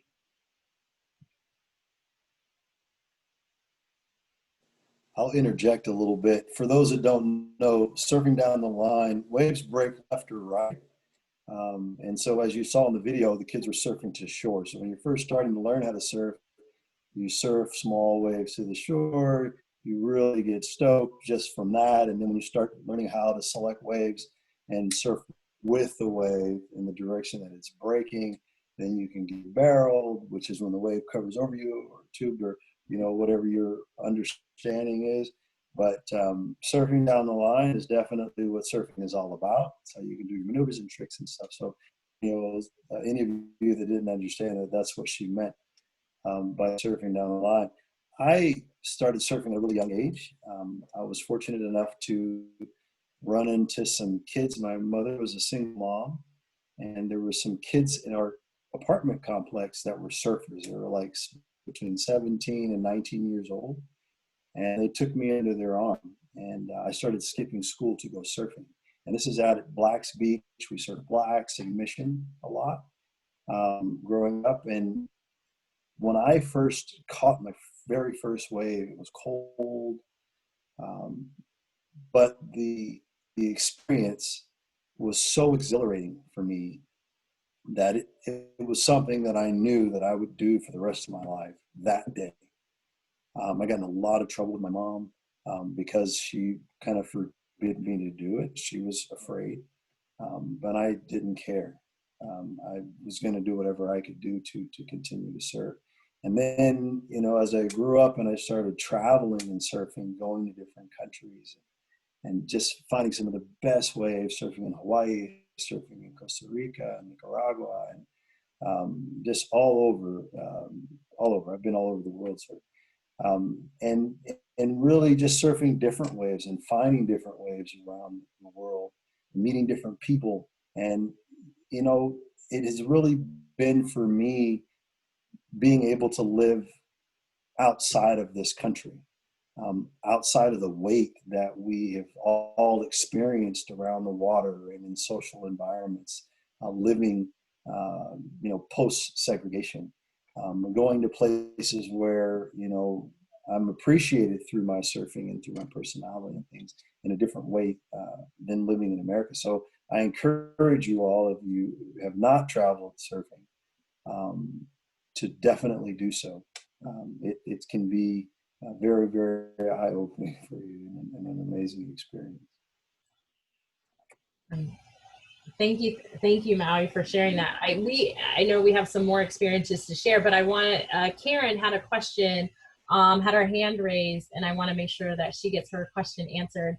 So, Karen. Okay, thank you. Okay, so I'm looking for a tip, but I guess anyone could answer this. I've been swimming for a long time. I teach swimming lessons also and lifeguard training. But when it comes to surfing, for some reason I equate surfing to sharks. And although I swim in open water, I've done open water swims, I don't have a fear when I do that. But however, when I get on a surfboard, for some reason, I'm equating it to a shark that's going to come from somewhere, I'm not sure.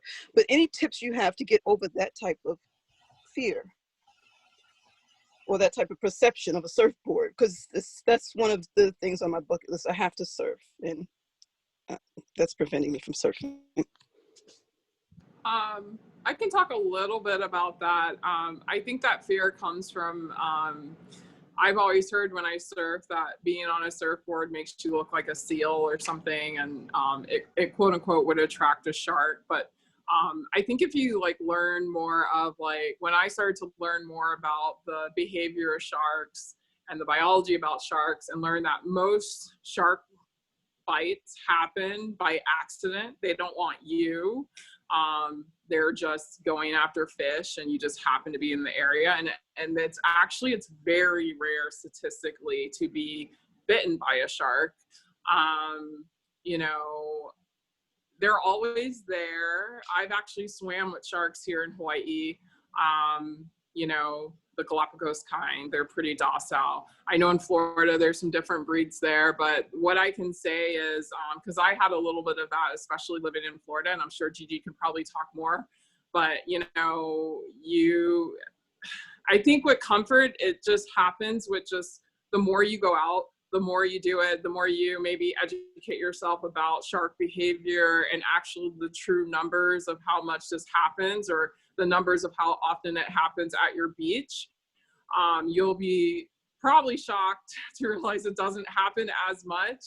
And the more you go out, the maybe the same thing with your open water swimming. I'm sure the reason why you're so comfortable doing that is because you do that a lot already, right? So Right, maybe yeah. there's the newness of the newness of surfing is maybe what's kind of triggering that fear response, but it's maybe projecting as a shark thing. But yeah, maybe Gigi, you could speak more on that since you actually live in Florida. Thank Yeah, you. there are quite a few sharks up here in Jacksonville. But the thing is like, I'm terrified of snakes, but it doesn't stop me Mhm. walking, right? So Right. if you have a healthy respect or fear for sharks, it shouldn't stop you from getting into an environment as long as you have a healthy respect and you're aware. What I do use, well, two things. One, I don't go out to surf alone during feeding times, which is like dawn and dusk. If I do go out and surf, I use my mind. I'm in a group, and then I do use shark bands. So, it's there, Mhm. but it's just a matter of understanding how to navigate in the world around it. I mean, you do open water swimming, Yeah. so yeah, I think it's more of a mental challenge or a mental block than anything else. But like Martina said, statistically, if we really look at the numbers, it's a lot lower than people hype it up to be. Realistically, yes, they are there, but Mhm. I mean, people have been surfing for decades and have not, Right. so shouldn't let that discourage you. Thank you. I appreciate it. Thank you. I have one suggestion. Do not watch any shark movies That's or part of my problem. Yeah. show. Oh, gosh. I've done triathlons and I'm at the beach and people are talking about something and all of a sudden it's in my head. It wasn't there before. Right. Now I'm Right. feeling, whoa, wait, what? The other thing is scuba diving caused me not to be afraid of the marine life in a way Mhm. that scuba diving, I was always a little tentative. So scuba may help where you Okay. feel of the ecosystem instead of just bait. Right. And Right. also get Thank you. familiar with the different shapes. Today, this morning, we in our swim, we swim to a specific place in the Ray Beach where there is a sunken ship, and there is now basically it's a little coral reef there, and that's our turning point. So we're always there. We get there, we see who's there, and today we had tarpon fish. So Mhm. from the distance, you don't know what they are like really, and then you just got to learn what they look like, and then they come close, and now I learned that they come in pairs also, and they're not that big. Sometimes they're bigger. Yeah, I've seen them, but just get familiar, and that's just we are just interacting with water, and Mhm. in their space as well. Can I share Absolutely. my Go ahead, joy? because I have a couple of questions that are from online and from our audience. I want to make sure our panelists get a chance to answer. So go ahead. My vicarious joy experience with surfing was with Maui at the beach with two twin sisters who were tentative about the open water. They could swim in a pool, but they were not the most comfortable swimmers. And as she catches a wave, and she's 14 and she's built. She plays basketball as well. And she was tough, but she's yelling, "I'm not afraid anymore. I'm not afraid anymore." She's riding the wave in, and it touched me. I could sense her Mhm. release, her growth. I could sense it. I could feel it in my own body. And I tell this story all the time. That's my Mhm. joy moment with surfing. Oh, Thank you. Thank you. And I thank you. think what will That's happen awesome. Thank you for you that question. become one with the water, it's going to help you to feel more comfortable in the water. When you start surfing, you become one with it, then you're not as concerned about sharks. Obviously, as Gigi said, you really want to be mindful of where you surf. I don't know where you are, but in South Florida, New Smyrna Beach is one of the shark bite capitals, and that's because they fish where they surf. All And right. so any Okay. surfing near a jetty or near a bigger reef or any type of um, uh, area where people are surfing either from a boat, fishing, excuse me, either from a boat or from shore, it could be a little more dangerous in that area. So stay away from those areas. And of course, surf with other people. Okay. Thank you. Absolutely. We have one person from the audience that had a question. Lalina? Yeah, hi. I wanted to say thank you all very much. It's really lovely to see other brown women surfing. It feels really good to me. I love this focus on like play and joy because like I know when I surf, I end up with tan lines because I smile all the time.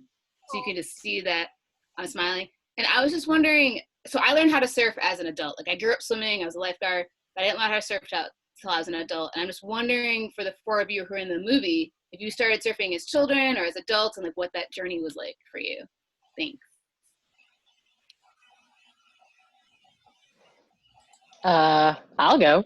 I started surfing 5 years ago, so it's never too late. I didn't grow up on the coast, and while I did learn to swim when I was younger, I, had my hair chemically relaxed, and when I was a teenager, that really prevented me from getting in, the ocean or in pools. So it really took me a while to break down those barriers that I had placed on why I could not get in the water or ocean. And then, when I had the opportunity to travel about 5 years ago, I was like, I'm going to learn to surf. And yeah, so I learned as an adult, an older adult, and it's never too late. And yeah, I think all of our experiences are a bit different, but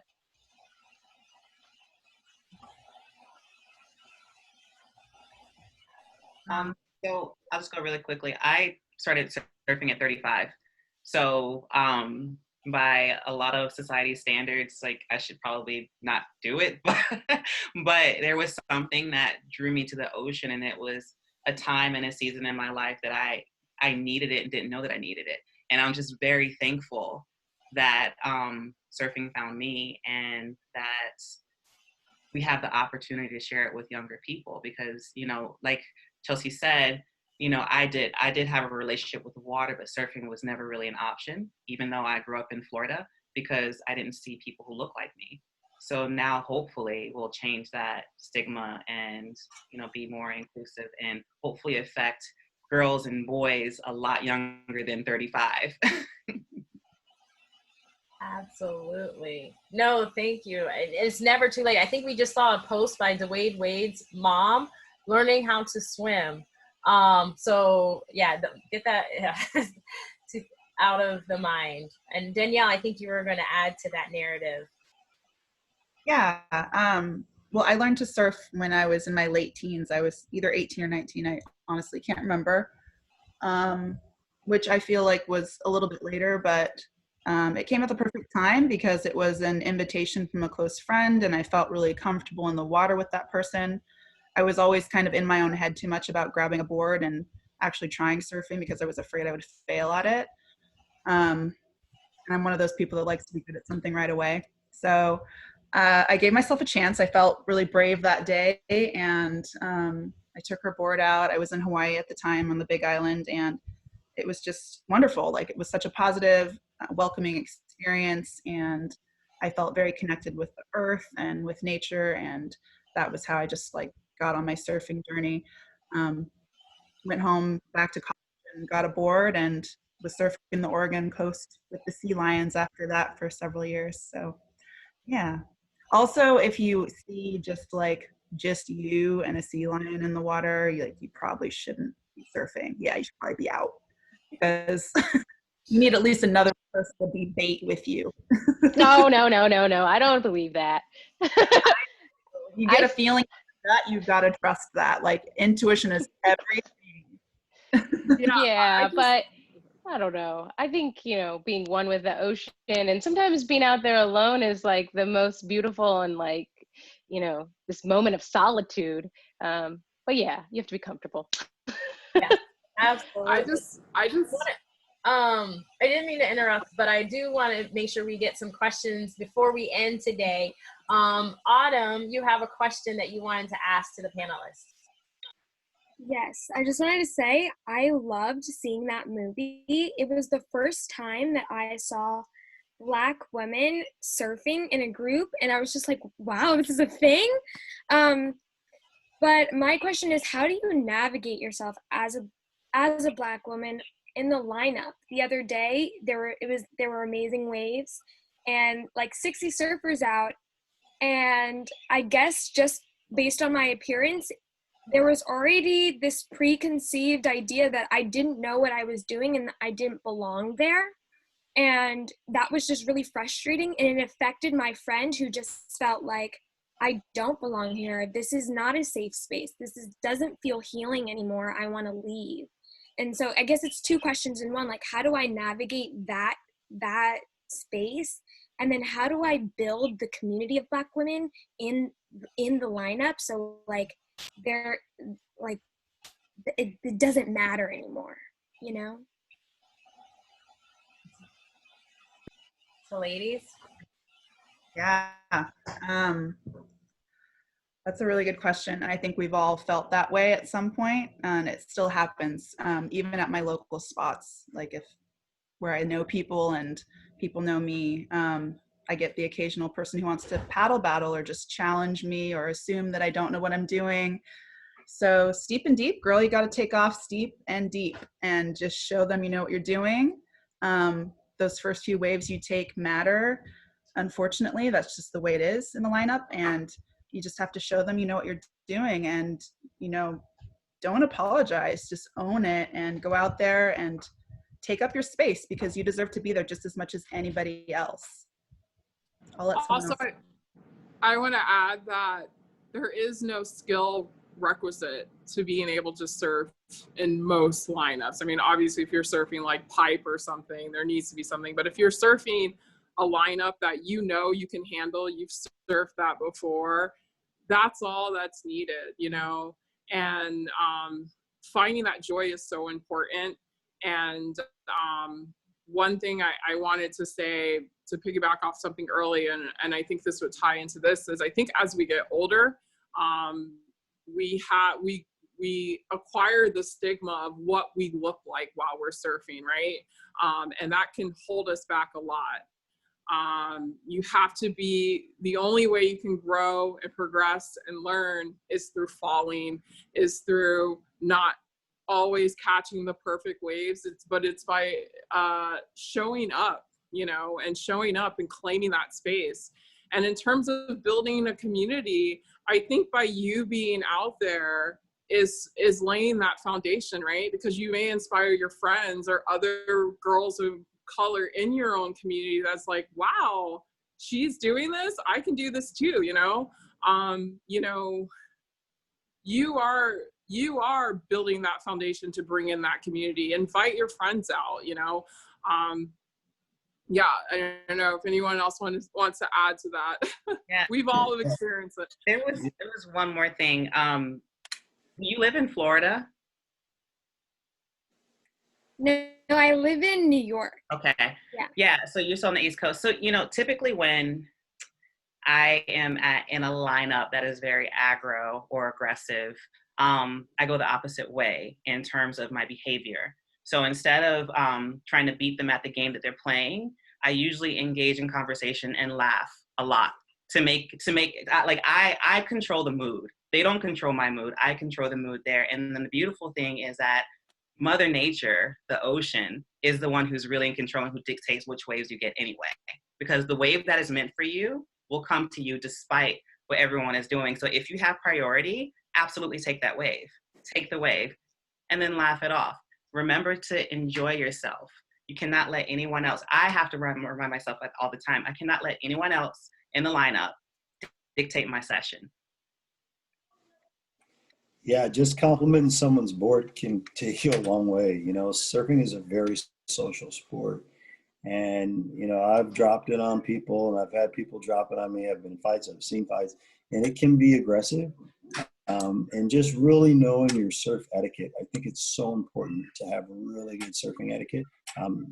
It can save your life in many ways, you know, and, you know, make friends. You know, you're there to make friends. I'm pretty aggressive in making friends because I'm looking for volunteers and surfers that are willing to come out and, you know, help with the kids. So I'm really super friendly in the lineup.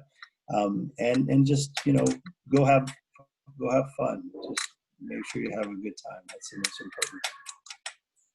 Thank you.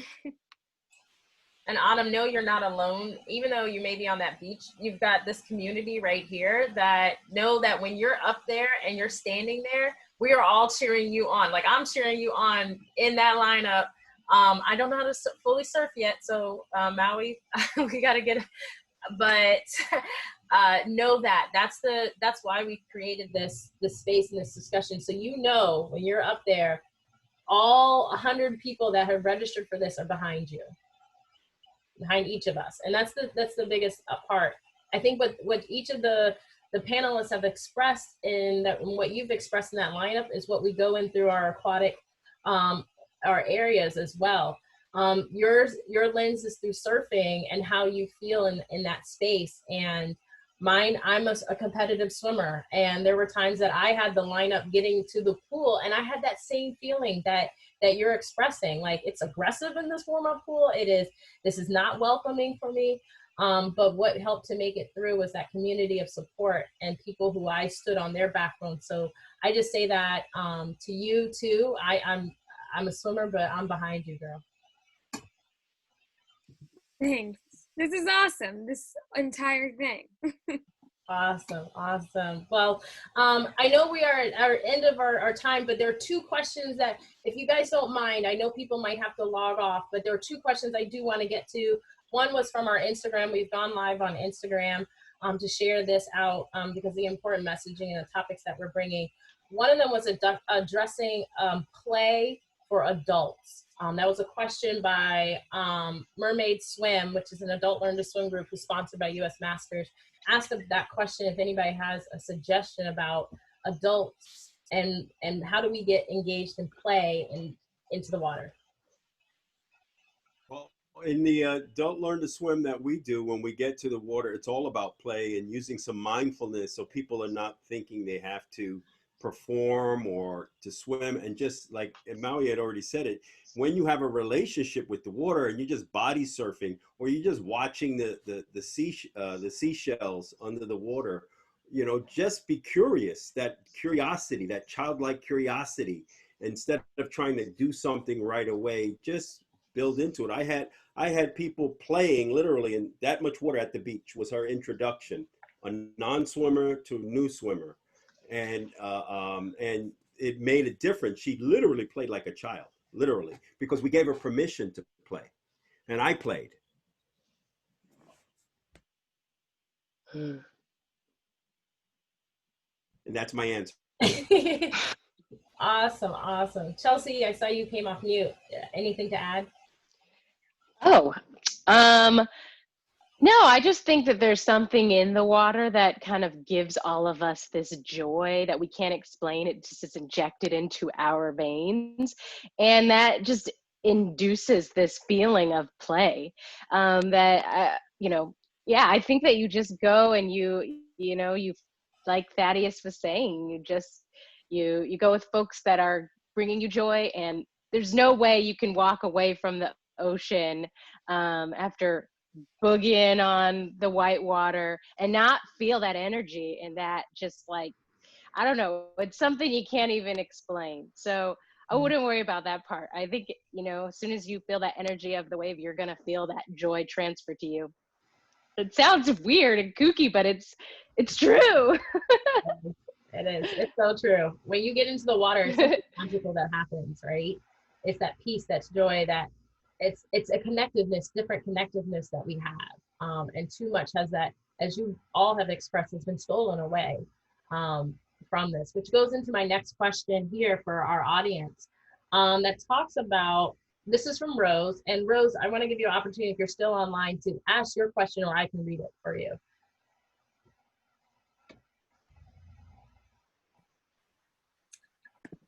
Can you hear me? Yes. All right. So I put it in the comment section. I just wanted to ask, as Black people and people of color, what general message, like on an ad or online or on Instagram, would most resonate with you and attract you to trying something new in an aquatic space? For example, is there any specific wording that you've seen that's made you feel particularly included and valued? That's a great question, Rose. One of the big things that we've been talking about is stopping the use of the word minorities, because we're not minorities. We are becoming the majority and we're not less than. I think when we have advertisements for us that are genuine, not just utilizing our images, but also recognizing the empowerment of our communities and the creativity of our communities, that is what is the messaging that resonates best, I will say, for myself, and that are needed in this space. I think also a little bit, we know the stats are, but less of the fear, because we go with drownings, you will die, right? That's the messaging is, you don't know how to swim, this is what terrible things will happen. And we have to change that messaging to the opportunities that are available. So that's my 2 cents, but I open it up to the rest of the panel too. I think it's important to show Black people, other Black people having fun in the water. That's one of the things that I'm so grateful for, the work of Textured Waves, that they are showing themselves having fun in the water. Surfing is a very selfish sport. People are out to catch their wave. They're not out to see you catch a wave necessarily. And I'm just so grateful that you ladies are doing that. Using some of their imagery, using imagery that you found. When I started Street Waves, I literally had to go to Jamaica to get images of Black women surfing. We have on our one of our postcards that we sent is a Black girl from Jamaica dropping on a wave, because that wasn't very common for us to see. So I can't tell you, as long as I've been doing this, to see this progression and to see you all sharing your love with others. So Rose, definitely look for images, maybe celebrities, find other Black people who are doing, fun things in the water, and share that to others. Thank you so much, guys. Absolutely. So we are at 7, we went 12 minutes over, but I wanted to make sure we have those questions answered. And I just want to, again, I want to thank each of our panelists for being a part of this, the rich discussion. We covered a wide array of things during this discussion. And I definitely want to say thank you to our ladies. I want to say thank you to Maui for the work that you do. And I want to say thank you for each of you for showing up today and being a part of this learning experience, learning from each other, teaching each other as we go through. We need more discussions as this to help push that narrative in the direction that we see for the future. So thank you, thank you, thank you from us, Diversity in Aquatics. I do generally thank you. For us to be able to do this, we need members, and we need to connect to organizations like this. So thank you again for those organizations who've connected with us to make this happen. Thank you.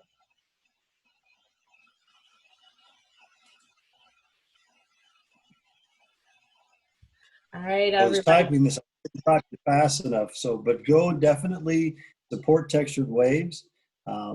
I suggest that there's a beautiful t-shirt. I'm so grateful for this t-shirt. I know I've mentioned it several times, but I really am.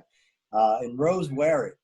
Let people see you supporting Black surfing and having fun, because it's your support that's super important as well. One of the things that's important when you're trying to get other people to do something is that you've done it yourself. Yeah, there is I just wanted to add also a suggestion to create a shared file where we can share pictures of our communities enjoying the water. So I think that's a great idea. That's something we can implement as Diversity in Aquatics, and we can share that kind of as a resource, as photos. I also have that. We have that on our, if you go to diversityaquatics.org through members, you can upload images. If you see on our member site, currently what's on Ning is a rolling images from our community. So if you want to post them there, you can. And also, anybody that's in this call still connected, just become a member of Diversity in Aquatics. Be part of this. This is also become part of our consults that we're doing some really great initiatives. So get in touch with us. Let us know what you want to hear, what you want to do, and join us. Thank you so much.